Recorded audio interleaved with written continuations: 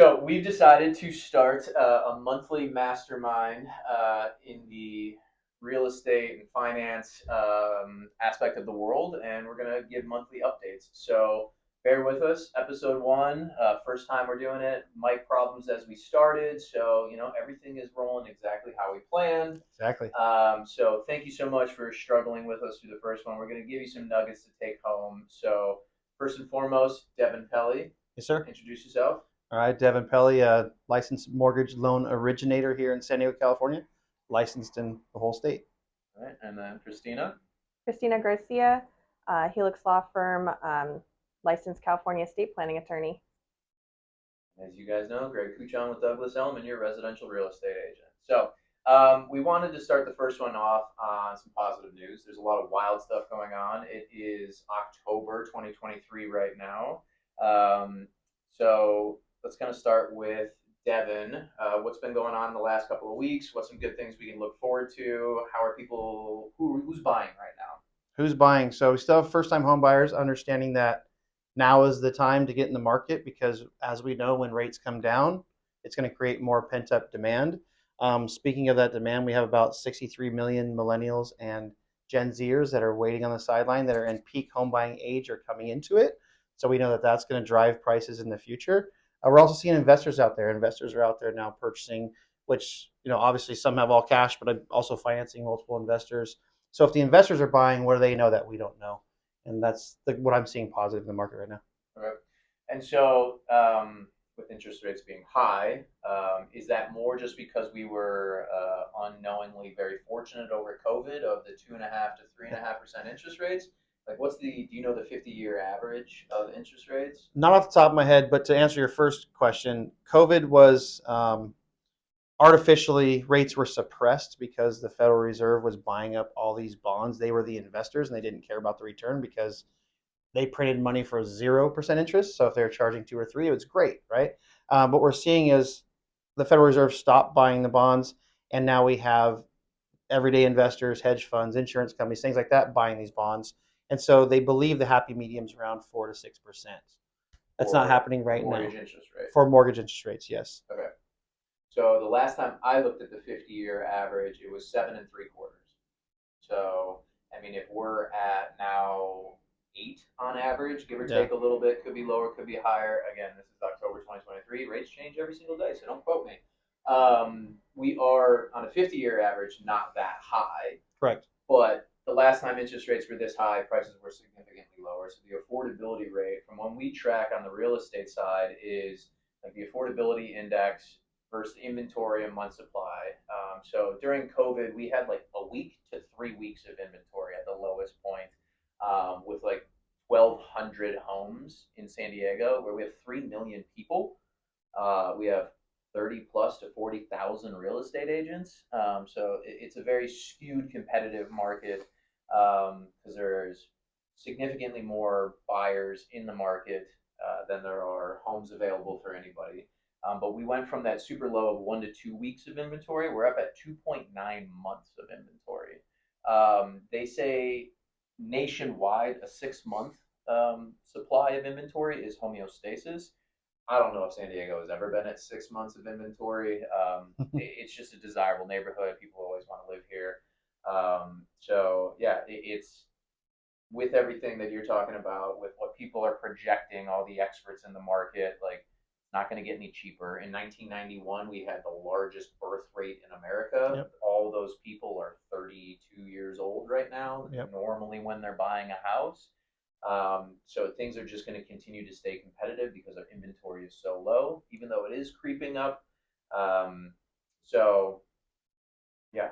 Have you seen any changes in the market as far as availability? I know for a while there was like 1 or 2 houses you could buy, and everybody's bidding on those because the supply and demand. But I've noticed just personally on like my Zillow and things like that is more and more houses are popping up.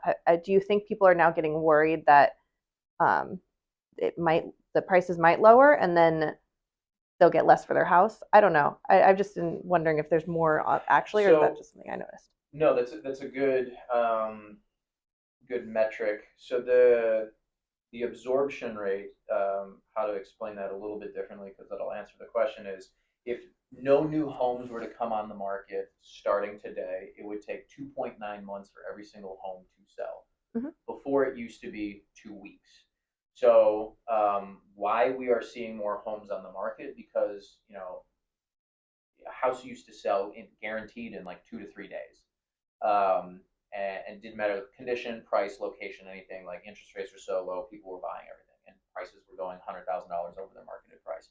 Now we're seeing homes selling much closer to the market data, and if it's priced well, it'll sell within the first weekend, on average 14 days. Different markets have different market times, but with things sitting on the market longer, that allows the inventory to increase. So that gives buyers more options. And so you're not having one house with 50 offers. You're having, say, 5 houses out there with each one having 10 offers in on it. So it is still very competitive. And with rates being higher and the monthly payment being higher than what it used to be, more and more people are leaning towards turnkey homes. So I can move in, I'm ready, I can live there right now. I don't have to put any work into it, or minimal amount of work. We're seeing those homes sell within the first weekend for typically more than they're listed for if it's priced well. It's the houses that need work or are overpriced. They're still aspirationally pricing because inventory is low, so you think you can still get the highest price possible. But at the end of the day, like, people are only going to spend what they believe the house is worth. And sometimes sellers and buyers have different ideas of what their house is worth. So longer time to sell, more houses on the market, giving people the feeling of more options, which honestly gives people more hope that they're going to get something that they actually like. Definitely. And I would piggyback that, and I would say that the main driver for prices right now is inventory, or the lack of it, right? So 2.9 months, if a healthy market's 6, we're still way away from that. And we have a lot of people that are rate locked in homes, like people in my situation, your situation, where we have rates in the 2s and 3s. And so if we're looking at moving up, it's significantly a lot more money to move up. So, inventory really is restricted right now. And I don't know what the percentage is, but it's an overwhelming number across the United States of people that probably aren't selling anytime soon. And you may have that data as far as the exact numbers. But I know that like 42% plus have less than 50% or more than 50% equity. So if they house worth $1 million, they owe 500,000. And a lot of people in that position, they have a ton of equity, but they can't move. Yeah, I actually had a couple of conversations with clients this week where they bought a condo in Hillcrest and they're outgrowing it, started a family, and would like to move up and buy a house, but they're at 2%. So they're going to hold on as long as they can. Yeah. And so that kind of gets into, I was like, wow, are we working with the same clients right now? Maybe. They're not starting a family, so that's how I knew it wasn't the same people that we were working with. But very similar situation. Owns a condo in Hillcrest, and they want to get a house. They want to get a dog. They want a little bit more space.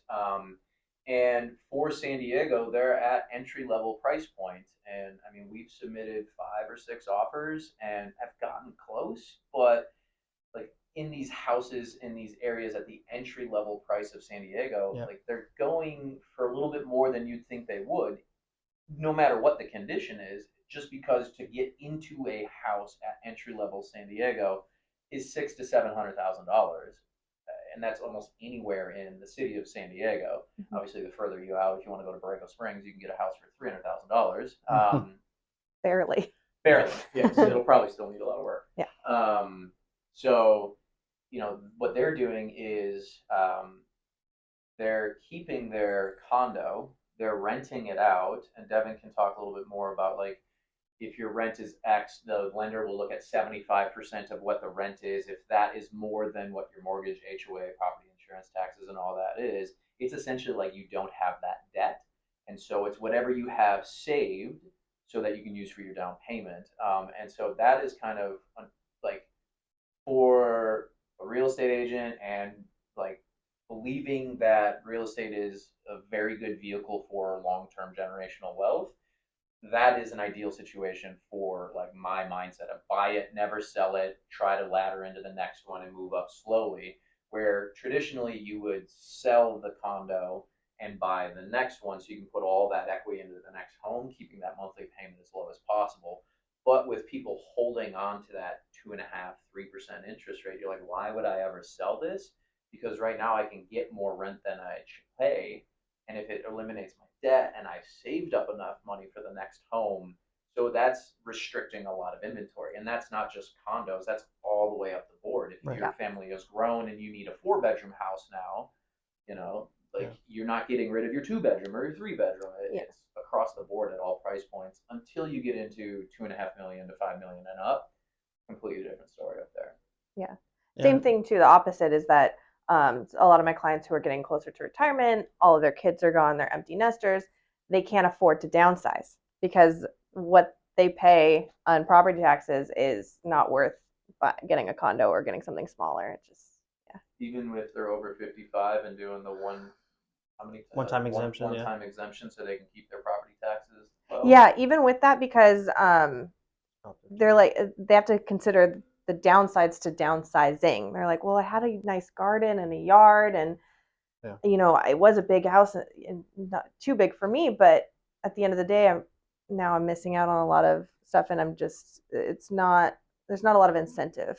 Yeah. To do it. Yeah. Well, the good news is those that want to do that, another holdback they're having, or another barrier of entry, is they're afraid to sell their property and then jump into that market of first-time home buyers, which has a lot of competition, right? But there's products out there that we use that will allow them to take some money out of their property initially as like a cash out, and then purchase that home that they're looking for and still stay in their property, or still keep that loan without selling it, and then selling it after they close on the escrow of the new home. So there are other things that are kind of holding people back, but I think it's just the information, education has to get out there to let them know the tools exist. Anytime there's low inventory, it's going on the monkey bars.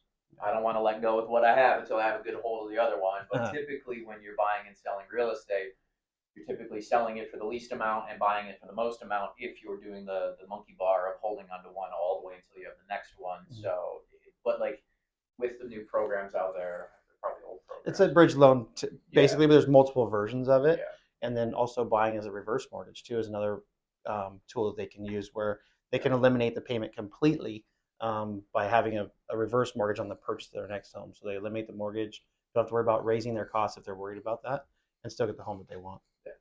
So to kind of summarize and switch a little bit more into your world, what we're seeing on the real estate side is, correct me if you don't believe this, but it's still, there are opportunities out there in the market to just get into something. It may not be your dream home, but to lock into a monthly payment, especially if you don't own anything right now, because it doesn't look like, unless something catastrophic happens, correct, that the market's going to go down significantly. And January of this year kind of proved that, where interest rate went from 3.5% to 8%. Market dropped 12% in price, but then went right back up 3 months later. So we're essentially just under the highest pricing of all time, but with an 8% interest rate when the interest rates were 3%. So if it's just a reshifting of the normal of this is the interest rates, and now that people are accustomed to it, they're buying again. And so if you buy now, it might be tight. Hopefully interest rates go down in year, 2 year, 3 years, mm-hmm, where your monthly payment will be lower. But it looks like the market will continue to trend upwards of 3 to 5% growth in value year over year. Yeah, and I'll piggyback that. The reason why is it's, when you have rates drop, you have affordability now improves for people. So more people enter the market, creates more demand, more people bidding on the same property, values naturally go up. So the projection is definitely solid. When rates go down, your value will go up in your property. So let's assume that people either have a home, have multiple homes. I know anytime I am helping people buy or sell homes, it's 5%, that's probably generous, have their home in a trust and have it protected in that manner. So tell us a little bit more about protecting your home once you own it. Doesn't matter if you've owned it for 1 year, 10 years, like if you don't have it in a trust, like what's the benefit of it? How is it protecting you? Yes, so in California, everyone who owns property needs a trust. It's a common misconception that you need an estate to have a living trust. All you need is really yourself, but 100% if you have property, you need a living trust, because it works the way you think a will works. You pick who's in charge, who you want your assets to go to, but wills go to probate, and probate court is time consuming and expensive. So you have your kids sitting in court for 2 or 3 years, spending tens of thousands of dollars to get that one house transferred over to them. And it just sits, and a lot of times they can't afford to pay the court fees and costs, and they have to sell. It's kind of a forced sale. So it doesn't allow that generational wealth that people are planning for if all of that money is just being smoothly transferred over. Yeah. And what's the minimum amount that something would go to probate court for? Right now, I always say 186,000, but it's like 184,250. Okay. Or 184,500. So essentially, you could own a trailer home in San Diego, and it would still go to probate court because that's just how expensive we are in comparison to that law. So essentially, that's why everybody needs a trust, is because if you own an asset or a collection of assets worth more than $184,000, you don't have a trust, you will go to court, and it will cost you tens of thousands of dollars. Yes. From my understanding, quick question because I just don't know. If you're a business owner, those are assets that you'd have to deplete or sell off if someone was to pass away. So do you help a lot of business owners as well if they don't own homes? Yes. Businesses need to be set up in a specific way to have contingencies in place for upon passing, or they end up in probate court as well. And trying to get a business appraised through probate court, that's an even longer process because they have to evaluate everything. Yeah. Thank you. I didn't know that. Months? Years? Years. Yeah. Cool. So something tragic happened, someone passes, and it's going to take years to figure out everything, and it's going to cost you tens of thousands of dollars. Yeah. So how much does an average estate plan cost? They range all over San Diego between usually about $2,750 all the way up until $10,000. It just depends on how many protections you need, how many assets you have. Do you need business assignments? Do you need guardianship provisions? Do you need 20 trust transfer deeds to protect all of your property? Yes. Not 20 for me, but yes. Even yes, if you yes, pay, yes. even if you pay $10,000, it's still cheaper than probate because probate, the fees are set by law, but the attorneys get about 1% right now, averaging between like 28 grand to 60 grand, depending on it. You can There's a probate calculator online, so you can look up just the attorney's fees. That doesn't include court costs and filing. And right now, if I were to file probate for one of the judges, we're looking at March to even be seen. So the property just sits there. You can't rent it. You can't go in it. You have no authority to do anything until March. And that's because there's only 3 judges in San Diego, and they don't just do deaths. They do all of the conservatorships for people who have dementia or Alzheimer's or have drug abuse issues where they need somebody to manage their finances, children who are wards of the court, and just various other things. And people who pass alone are millions. So they have a lot to do. And trusts avoid all of that. There's no court oversight. There's you pick who you want to be in charge, what do you want to happen, and hopefully the person you trusted to do that follows through. But that's when you end up in court. But as long as you choose someone you trust and they do accordingly, then we're good. Yeah. And I know they're updatable. Yeah. It's approachable. It's something that no one likes to think of death and taxes and what you're going to do if some sort of tragedy happens, but a little bit of planning, a little bit of foresight can actually save you thousands of dollars and emotional heartache, and then also dragging your personal information through the court system, which becomes public knowledge that anybody could Google and look up. Exactly. Trusts are private, and trusts they're called living trusts for a reason. They live with you. It's kind of like an insurance policy, except for you don't have to pay every year. You pay one time, and then you update it here and there. Just get it looked at, like a car oil change, kind of like, if you want to change who's in charge or who it's going to is most common amendment to your trust. But laws don't change a lot for trust. The last big set of law changes was 2013. So I see trusts from the 90s that I'm like, oh yeah, that's you're fine. It's good to go. So it's a good idea to have it looked at, but at least, just one-time fee, you're protected, ease of mind, and it should be written in a way that it grows and expands with you, so that you open a new bank account, buy a new car, buy a new house, you don't have to do amendments every time you do those things. So some people are like, oh, I'm going to wait until I purchase, or I'm going to wait until this. It's like, just do it now, and then it's just there, and you don't need to do anything. Yeah, it's I think the same for everybody. But what are key moments in life when you should think about getting a trust? I think anyone over 18 needs some sort of planning, not necessarily a trust, but a plan in place. Because once you turn 18, your parents can't make decisions for you. You get into a car accident, they're spending years in court to talk to the doctors on your behalf and medical. But for estate plan, or for living trust, if you have any minor children, for sure, and if you own property, definitely. If you don't, still need those like power of attorneys and allocated directives and things like that. But like you said, the bar's kind of low, the 180 so thousand, and yeah. Will you review trusts from that other attorneys have written to make sure that people are protected? Do you do that often? I do. I review them, and I review them for what I call like red flags. I've seen some horrible trusts where it just says, I want to give all of my assets to blank. They just didn't fill it in. You're like, okay. I cannot guarantee that someone else's trust will work or be effective, just because I'd have to go through each line and make sure that, all of their I's were dotted and their T's are crossed. But I review other people's trusts all the time, and make sure to point out those big red flags. And if there are any changes, and then I weigh the pros and cons with the client on whether or not they want to do an update. And I do free reviews and consultations, so it's no harm to do it, and administrations for other people's trust too. What do you think is holding people back from? Because, like Greg said, there's very few people that have a living trust, and I'm guilty of this. Christina is actually helping me on mine now, and I'm way behind the curve. But what do you think is holding people back? You're actually not behind the curve, but I think what's holding people back is that they think of it as death planning. They're like, oh, I'm getting ready to retire, or we're downsizing. We might go into, our empty nesters, so we'll think about doing a plan. It's like, well, you could have done a plan when you were 18, but it's fine. We'll do one now.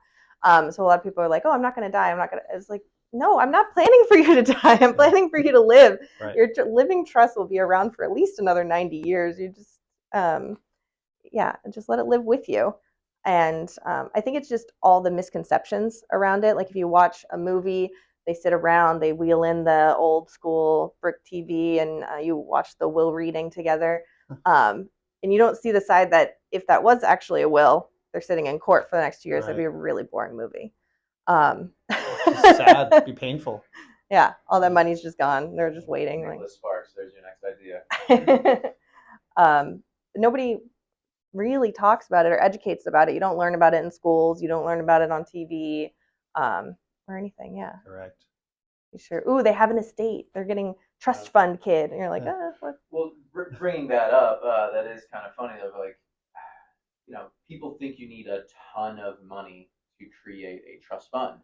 I know none of us here are with a financial planner, and they have lots of rules and regulations, and we'll try to get one in. But like, how do you plan for the future and kids, and creating, a trust fund for, say, like, I don't have enough money right now to pay for my kids' college altogether, but like, I want to put some money aside, create some rules around it so that they can only use it to educate themselves, better themselves, or buy a house. Like, do you need a ton of money to do that, or can you start really little and just put the bowling bumpers in place with a trust? No, you could start really little. I mean, even I don't have kids yet, and my trust says if we pass, it'll go to our kids if we have any, and then it goes down the line. So there are various different options depending on what your goals are. So I always sit down with clients and talk about their goals.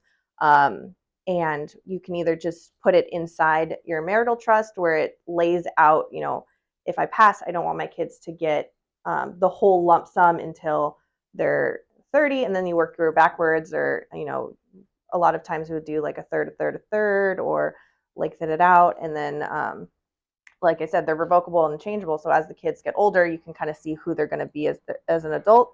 You can make some different choices, but anything can be a trust fund. Either your entire estate when you pass, and then you lay it out in specific distributions, or you can open a separate bank account in the name of the trust, and even do like a specific trust for that account. And, put $5 a month in there, and that compounding interest over time will just be incredible for those kids. Yeah.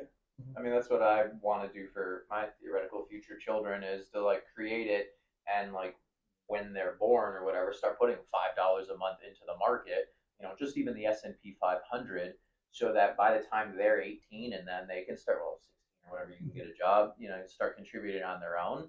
Like they have 18 years of compounding interest that like cost me a couple of dollars a month, that then again, putting the bumpers in place of like, you can use it for education, you can use it for job training, you can use it to buy a house, something to better themselves, that I create the rules around, because I'm contributing all the money to it. Yeah, and you pick who's in charge of making that decision. So what is health, education, maintenance, and support? Pretty broad, but you choose either a friend, family, or even a professional to make that decision. So your kid says, "Hey, I need a car," and they go, "Okay, which one do you want?" And they're like, "This Lamborghini." Bugatti. Like, yeah, like no, but maybe. I mean, it depends on what your wishes were, but.